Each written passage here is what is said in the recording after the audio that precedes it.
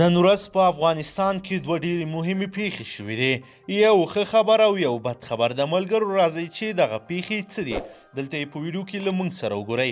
درنو لیدونکو السلام علیکم، وخت مو په خیر. لومړی بد خبر.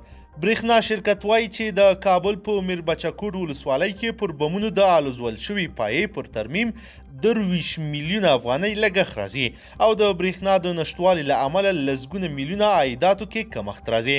بریښنا شرکت ویلي چې تر نن ماښامه به یو لاین وتړل شي او کابل ته به 100 میګا واټه بریښنا ورسیږي، خو بشپړ ترمیم یې 15 ورځې وخت نیسي.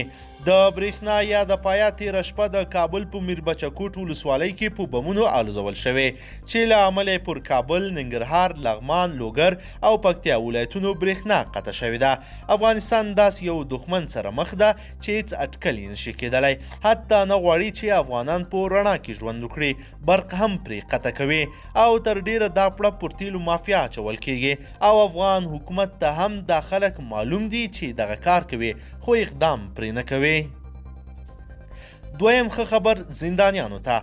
د ولسمشر اشرف غني حسن نیت په اساس نن داسې پریکړه کړې. د ولسمشر غني په مشرۍ د حکومت د رهبرۍ غونډه نن په ارګ کې ترسره شوه.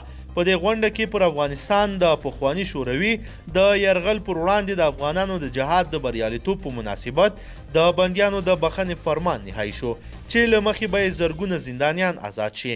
غونډې ته ولسمشر دویم مرستیال سرور دانش او همدارنګه د افغانستان د زندانونو عمومي رئیس ته دنده سپارل شوې چې د دې فرمان جزئیات له خلکو سره شریک کړي.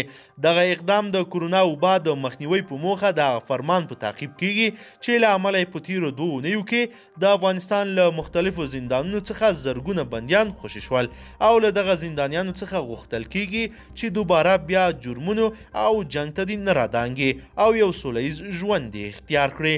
ملګرو دغه د زندانیانو شمیر تر 12,000 زندانیانو رسیږي چې دا به ټول د بند موده به یې معاف کیږي او خوشي کیږي به. درنو لیدونکو که چیرې ویډیو مو خوښه شوي وي نو در سره ضروري لایک کړئ. که چیرې کوم نظر لرئ نو موږ سره یې حتما پرېږدئ په کمنټ کې. درنو لیدونکو که چیرې غواړئ چې ورته تازه او مهمو پیښو څخه ځان ډېر ژر او په لنډو کې خبر کړئ زموږ چینل د سره سبسکرایب کړئ او ویډیو د سره حتما لایک کړئ. تر بلې ویډیو مو په لوی رب سپارمه.